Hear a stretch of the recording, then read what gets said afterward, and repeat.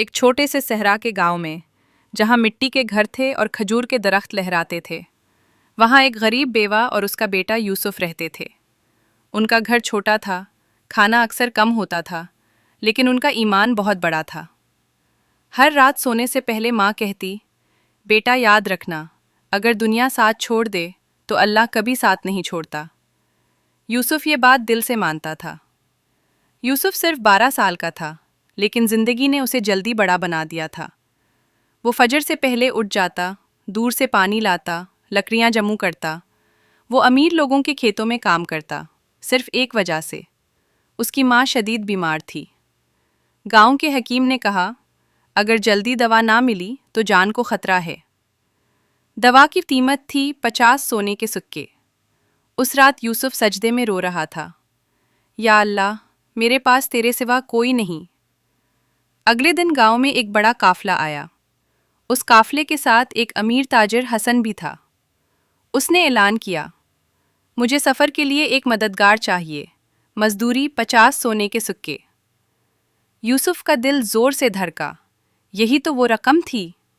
وہ خوشی سے ماں کے پاس بھاگا، امی، اللہ نے مدد بھیج دی۔ ماں نے فکر سے کہا، سفر خطرناک ہوتا ہے بیٹا۔ یوسف مسکرایا، جب اللہ ساتھ ہو تو خطرہ نہیں ہوتا۔ اگلی صبح قافلہ روانہ ہو گیا۔ یوسف دل لگا کر کام کرنے لگا۔ وہ کھانا پیش کرتا، خیمے صاف کرتا، اونٹوں کا خیال رکھتا۔ تاجر حسن اس سے بہت متاثر ہوا، لیکن کچھ مزدور حسد کرنے لگے۔ رات کے وقت وہ سرگوشیاں کرنے لگے۔ اچانک ایک رات تاجر چیخ اٹھا، میرا سونے کا تھیلا گم ہو گیا۔ پورا قافلہ تلاش میں لگ گیا۔ ایک مزدور بولا، میں نے یوسف کو خیمے کے پاس دیکھا تھا۔ سب کی نظریں یوسف پر جم گئیں۔ تاجر نے سخت آواز میں پوچھا، کیا تم نے میرا سونا لیا؟ یوسف کام گیا مگر بولا، نہیں، اللہ گواہ ہے۔ انہوں نے یوسف کا تھیلا کھولا اور اس میں سونے کے سکے نکل آئے۔ سب حیران رہ گئے۔ تاجر غصے سے بولا، تم نے دھوکہ دیا۔ یوسف روتے ہوئے بولا، یہ میرے نہیں ہیں، یا اللہ تو جانتا ہے۔ اس رات یوسف تنہا صحرا میں نماز پڑھتا رہا۔ صبح ایک آدمی دوڑتا ہوا آیا، اصل چور پکڑا گیا۔